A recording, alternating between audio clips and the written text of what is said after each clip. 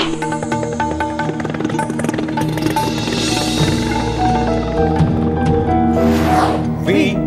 the people of India, having solemnly resolved to constitute India into a sovereign, socialist, secular, democratic republic and to secure to all its citizens. নমস্কার, শুরু করছি আজকে চতুর্থ স্তম্ভ। আমি ইন্দ্রাণী। আসামে নাগরিকত্বের বিতর্ক সেই কবেকার। বাঙালি খেদাও থেকে এনআরসি এক পুরনো আতঙ্কের নতুন রূপ ধীরে ধীরে এক ভয়ঙ্কর চেহারা নিচ্ছে।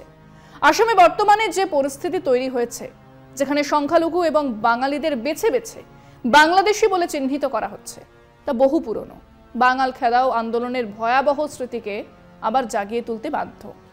আর এই বিতর্ক কেবল আসামের মধ্যে সীমাবদ্ধ নেই, এর ঢেউ আছড়ে পড়ছে প্রতিবেশী রাজ্য ত্রিপুরা, পশ্চিমবঙ্গেও। পশ্চিমবঙ্গের কোচবিহারের এক বাসিন্দা, যিনি কোনোদিনও আসামে যাননি, তাকেও আসাম সরকার বাংলাদেশি বলে চিহ্নিত করেছে। জানার পরে পশ্চিমবঙ্গের মুখ্যমন্ত্রী মমতা বন্দ্যোপাধ্যায় তীব্র প্রতিবাদ জানিয়েছেন। আর এই পুরো বিষয়টির কেন্দ্রে রয়েছে আসামের মুখ্যমন্ত্রী হেমন্ত বিশ্ব শর্মার রাজনৈতিক কৌশল। এবং প্রশ্ন তো উঠবেই, তিনি কি আসলে আগামী নির্বাচনের প্রস্তুতি নিচ্ছেন?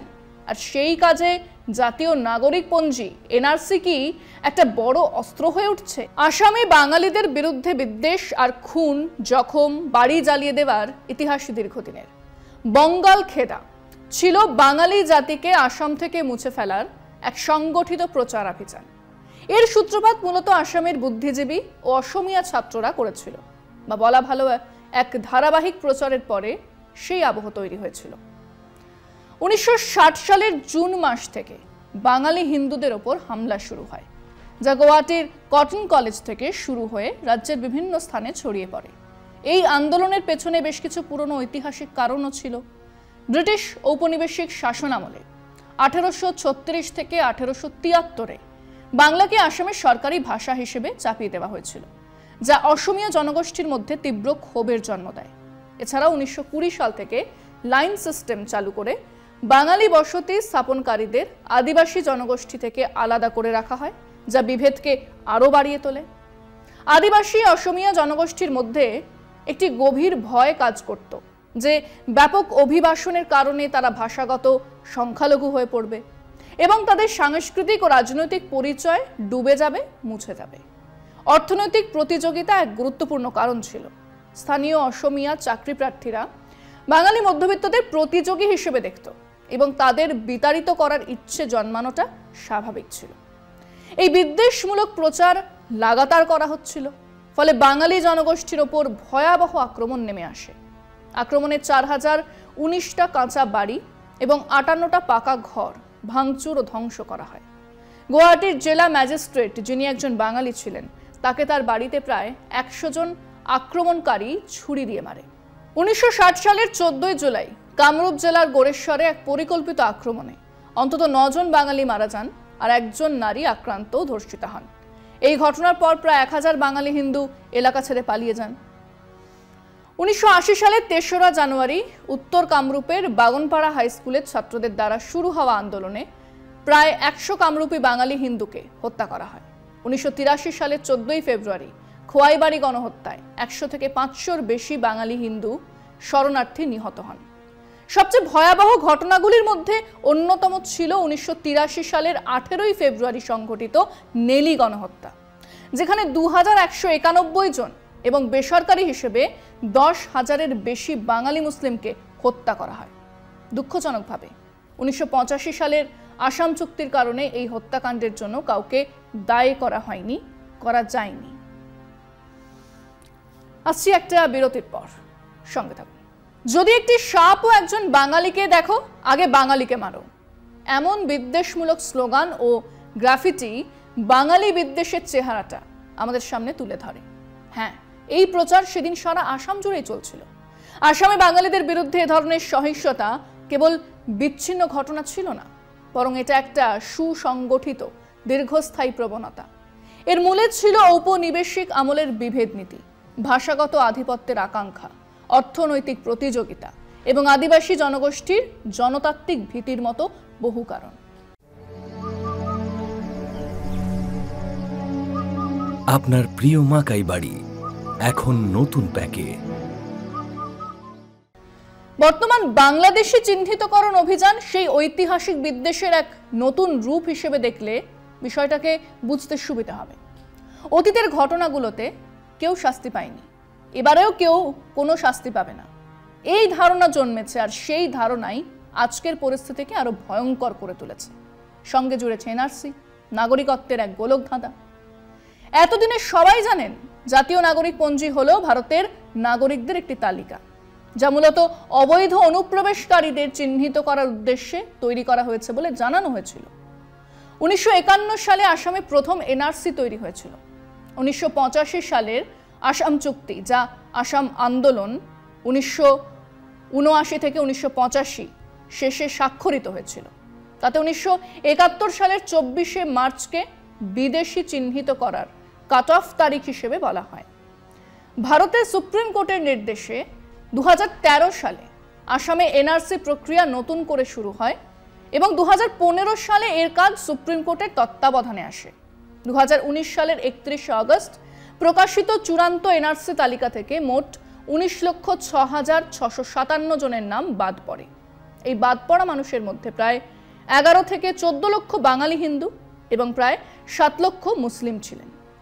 স্বাভাবিকভাবেই এই ফলাফল ভারতীয় জনতা পার্টির জন্য এক বড় অস্বস্তির কারণ হয়ে দাঁড়ায়, কারণ তাদের মূল উদ্দেশ্য ছিল মুসলিম অনুপ্রবেশকারীদের চিহ্নিত করা, অথচ তারা হিন্দু ভোট ব্যাংকের এক বড় অংশ তালিকা থেকে বাদ পড়ে যায়। অনেক বাঙালি হিন্দুর কাছে নাগরিকত্ব প্রমাণের প্রয়োজনীয় নথি ছিল না, যা তাদের বাদ পড়ার অন্যতম কারণ হিসেবে বলা হয়।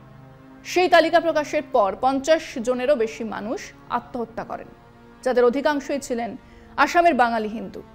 জাতিসংঘের বিশেষজ্ঞরা, হিউম্যান রাইটস ওয়াচ এবং অ্যামনেস্টি ইন্টারন্যাশনাল ইন্ডিয়ার মতো মানবাধিকার সংস্থাগুলো এনআরসি প্রক্রিয়া নিয়ে প্রশ্ন তুলেছে, গভীর উদ্বেগ প্রকাশ করেছে। তারা বলেছে এই প্রক্রিয়া বৈষম্যমূলক এবং এর ফলে লক্ষ লক্ষ মানুষ রাষ্ট্রহীন, স্টেটলেস হওয়ার ঝুঁকি তৈরি হয়েছে। নথি যাচাই করার প্রক্রিয়াতে বড়সড় গোলমাল আছে, যেমন বানান ভুল বা বিভিন্ন নথিতে ভিন্ন নাম ব্যবহার করার ফলে প্রকৃত নাগরিকদের নাম বাদ পড়েছে। ডিটেনশন ক্যাম্পগুলিতে অমানবিক পরিস্থিতি, পরিবার থেকে শিশুদের বিচ্ছিন্ন করা এবং আইনি সহায়তার অভাব নিয়েও উদ্বেগ থেকেই গেছে, তা সরকারকে জানানো হয়েছে। কাজেই এরপরে নাগরিকত্ব সংশোধনী আইন সিএএ 2019, যা এনআরসির পরিপূরক হিসেবে আনা হয়, মুসলিমদের বাদ দিয়ে অন্যান্য ধর্মীয় সংখ্যালঘুদের নাগরিকত্ব দেওয়ার কথা বলা হয়।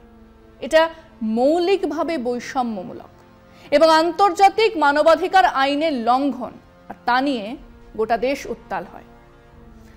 আসলে সিএ আগের ব্যর্থতা ঢাকার এবং ধর্মীয় বিভাজনকে আরো স্পষ্ট করার একটি প্রচেষ্টা ছাড়া আর কিছুই নয়, যা নাগরিকত্বের প্রশ্নকে আরো জটিল করে তুলেছে এবং মানবাধিকার কেড়েছে। কিন্তু আপাতত এটা হেমন্ত বিশ্ব শর্মার কৌশল, এটা তার ভোট বাক্স এবং বাংলাদেশি তাস খেলার আখাড়া হয়ে উঠেছে। মুখ্যমন্ত্রী হেমন্ত বিশ্ব শর্মার বিজেপি সরকার অবৈধ বাংলাদেশি চিহ্নিত করা আর বিতাড়নে এক আগ্রাসী শুধু নয়, এক আইনগতভাবে বিতর্কিত অভিযান শুরু করেছে। এই অভিযানের গুরুত্বপূর্ণ দিক তিনি স্পষ্ট করে দিয়েছেন, জানিয়েছেন যে এনআরসি তালিকায় নাম থাকা সত্ত্বেও ফরেনার্স ট্রাইব্যুনাল যদি কাউকে বিদেশি ঘোষণা করে তবে তাকে বিতাড়িত করা হতে পারে। এর মাধ্যমে এনআরসির আইনি গুরুত্বকে কার্যত বাতিল করা হয়েছে। হেমন্ত বিশ্ব শর্মা সরকার 1950 সালের immigrants expulsion from Assam act পুনরুজ্জীবিত করেছে, যা এতদিন তাকে তুলে রাখা ছিল। এই আইন কেন্দ্রীয় সরকার এবং জেলা কমিশনারদের ভারতের সাধারণ জনগণ বা কোনো তপশিলি উপজাতির স্বার্থের পরিপন্থী তকমা লাগানো, লোকজনদের তাড়াতাড়ি ভাগানো, ভালো বাংলায় বিতরণের ব্যাপক ক্ষমতা দেয়। এই আইন ফরেনার্স ট্রাইব্যুনালের মতো লম্বা কানুনি প্রক্রিয়াকে পাশ কাটিয়ে খুব তাড়াতাড়ি পুশব্যাক করার সুযোগ করে দেয়। সুপ্রিম কোর্টের সাম্প্রতিক রায় রফিকুল হক বনাম ইউনিয়ন অফ ইন্ডিয়া মামলা এবং সেকশন 6A সংক্রান্ত সাংবিধানিক বেঞ্চের রায় এই পদ্ধতিকে বৈধতাও দিয়েছে। সেটাই বলে বেড়াচ্ছেন হেমন্ত বিশ্ব শর্মা। যদিও তার দলেরই অনেকেই এই ব্যাপারে তার সঙ্গে একমত নয়। আসছি পরের আলোচনা আরো একটা বিরতির পর, সঙ্গে থাকুন। ইতিমধ্যে প্রায় 300 অবৈধ বাংলাদেশিকে বাংলাদেশে পুশব্যাক করা হয়েছে। তবে স্বাভাবিকভাবেই বাংলাদেশ সরকার জাতীয়তার স্পষ্ট প্রমাণ ছাড়া তাদের গ্রহণ করতে নারাজ, যা মানবিক ও কূটনৈতিক জটিলতা তৈরি করছে। হেমন্ত বিশ্ব শর্মা তার রাজনৈতিক কৌশলে হিন্দু মুসলিম বিভাজনকে সক্রিয়ভাবে ব্যবহার করছেন। তিনি ডেমোগ্রাফিক চেঞ্জের পুরনো ভয়কে আবার জাগিয়ে তুলছেন, যা আদিবাসী জনগোষ্ঠীর সমর্থন আদায়ের লক্ষ্য।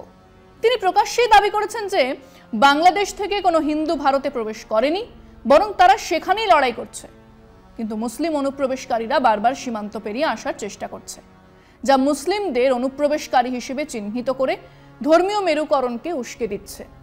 সব মিলিয়ে নির্বাচন কমিশনের নজর এড়িয়ে এক নির্দিষ্ট সম্প্রদায়কে লক্ষ্য করার কৌশল।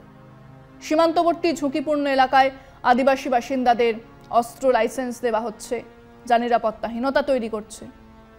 কোচবিহারের উত্তম কুমার ব্রজবাসীর ঘটনাটি অত্যন্ত গুরুত্বপূর্ণ, কারণ এটা আসামের বিদেশি চিহ্নিত করার নীতিকে রাজ্যের সীমানা ছাড়িয়ে পশ্চিমবঙ্গের মতো প্রতিবেশী রাজ্যেও এনে হাজির করেছে। উত্তম কুমার ব্রজবাসীর মতো একজন ব্যক্তি, যিনি 50 বছরের বেশি সময় ধরে পশ্চিমবঙ্গে বসবাস করছেন এবং যার বৈধ পরিচয়পত্র রয়েছে, তাকেও বিদেশি বলে নোটিশ পাঠানো প্রমাণ করে যে এই প্রক্রিয়া কতটা ত্রুটিপূর্ণ এবং উদ্দেশ্য প্রণোদিত হতে পারে। এই ঘটনা পশ্চিমবঙ্গের মানুষের মধ্যে, বিশেষ করে বাঙালি হিন্দুদের মধ্যে এনআরসি চাপিয়ে দেওয়ার আশঙ্কা বাড়িয়ে দিয়েছে। তারা ভয় পাচ্ছেন যে আসামের মতো যদি পশ্চিমবঙ্গ এনআরসি হয়, তাহলে শুধু মুসলিম নয়, হিন্দুরাও নাগরিকত্ব হারানোর ঝুঁকিতে পড়বেন এবং তাদেরও ডিটেনশন ক্যাম্পে যেতে হতে পারে। হ্যাঁ, ঠিক এই কথাগুলোই আজ থেকে প্রত্যেক মানুষকে বলতে হবে।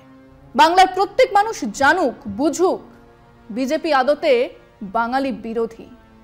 বিজেপি আবার আসামে বাঙালি খেদাও শুরু করতে চায়, যা আমাদের রুখতেই হবে। আজ এখানেই শেষ করছি। শুভরাত্রি।